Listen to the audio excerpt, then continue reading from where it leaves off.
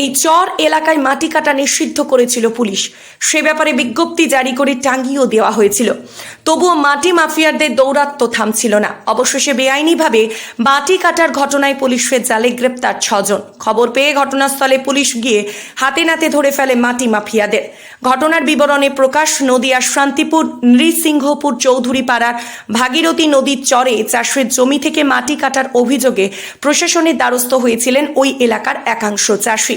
এছাড়াও তৃণমূল প্রধানের আত্মীয়রা এই মাটি কাটার সাথে যুক্ত বলে এলাকা থেকে অভিযোগ উঠেছিল, যদিও সেই অভিযোগ অস্বীকার করে প্রধান। এরপরে ওই চাষের জমি থেকে আর যাতে কেউ বেআইনিভাবে মাটি না কাটতে পারে তার জন্য পুলিশ প্রশাসনের পক্ষ থেকে বিজ্ঞপ্তি জারি করা হয়েছিল। যদিও গতকাল আইনকে বুড়ো আঙুল দেখিয়ে আবারও চাষের জমি থেকে মাটি কাটছিল মাটি মাফিয়ারা। গোপন সূত্রে খবর পেয়ে ঘটনাস্থলে হানা দেয় শান্তিপুর থানার পুলিশ। এরপর একটি মাটি বোঝাই ট্রলার সহ 6 জনকে গ্রেফতার করে পুলিশ। বৃহস্পতিবার ধৃতদের রানাঘাট আদালতে পাঠায় পুলিশ। জানা যায় ধৃতদের নাম দুর্গা মাহাতো, রামপ্রসাদ মাহাতো, দিলীপ মাহাতো, রাজেশ মাহাতো, সুধাম মাহাতো ও সত্যনারায়ণ মাহাতো। দেখুন সেই সব চিত্র এবং কি বলছেন হরিপুর গ্রাম পঞ্চায়েতের প্রধান, শুনুন। ব্যুরো রিপোর্ট, বাংলার প্রতিনিধি।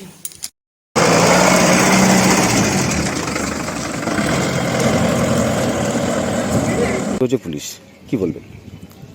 দেখেন, বিগত দিনে যে ঘটনাটা ঘটেছিল মাটি কাটাকে কেন্দ্র করে, সেটা পুলিশ প্রশাসন তৎপরতার সাথে গিয়ে গতকাল ট্রলার সমেত 6 জনকে তুলে নিয়ে এসছে এবং আইনি ব্যবস্থা তাদের বিরুদ্ধে যতদূর খবর আইনি নিজেদের দাগা জারি করে যারা কেটেছিল মাটি তাদের বিরুদ্ধে আইনি ব্যবস্থা নেবে প্রশাসন।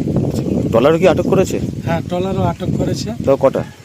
একটা ট্রলার, 6 জনকে গ্রেপ্তার করেছে পুলিশ। আচ্ছা, মাটি কাটা কি ওই সাথে সাথে কি হাতে নাতে ধরা পড়েছে তারা? হ্যাঁ, হাতে নাতে ধরা পড়েছে। ট্রলারে কি মাটি কেটে আবার নিয়ে আসছিল? হ্যাঁ, ট্রলারে মাটি কাটছিল, সেটা পুলিশ তৎপরতার সঙ্গে গিয়ে সেখানে দাঁড়িয়ে থেকে প্রশাসনের যে সমস্ত আধিকারিক ছিলেন তারা সঙ্গে গিয়ে ওইখানকার যারা ছিলেন জড়িত মাটি কাটার সঙ্গে তাদের সবাইকে নিয়ে পুরো আমাদের নৃসিংহপুর যে কালনা ফেরিঘাট সেখানে আটক করে সেই ট্রলার রেখেছেন এবং যে 6 জন ছিল তাদেরকে নিয়ে গিয়ে থানায় ওনারা আটকে রেখেছেন এখন। আচ্ছা, পুলিশ তো তৎপর হয়েছে, কিন্তু আপনার পঞ্চায়েত আপনি কতটা তৎপর? এরপরে যদি আবার মাটি কাটা হয় কি করবেন? না, আমিও বলবো প্রশাসনকে, যেহেতু বিষয়টা দেখার জন্য, কারণ বিগত দিনে যে ঘটনাটা ঘটে গেছে সেক্ষেত্রে আমি কিন্তু আমার পঞ্চায়েতের তরফ থেকে যেখানে যেখানে যে দপ্তরে অভিযোগ দেওয়ার সেটা আমি দিয়ে রেখেছি, আমার কাছে সে কপিও আছে। সেই কপি আমি পঞ্চায়েতে যেহেতু রেখেছি, সেটা আপনারা যদি চান আমি পরবর্তীকালে সেটা দেখাতে পারব। আপনার নাম? বীরেন মাহাতো, প্রধান, হরিপুর গ্রাম পঞ্চায়েত।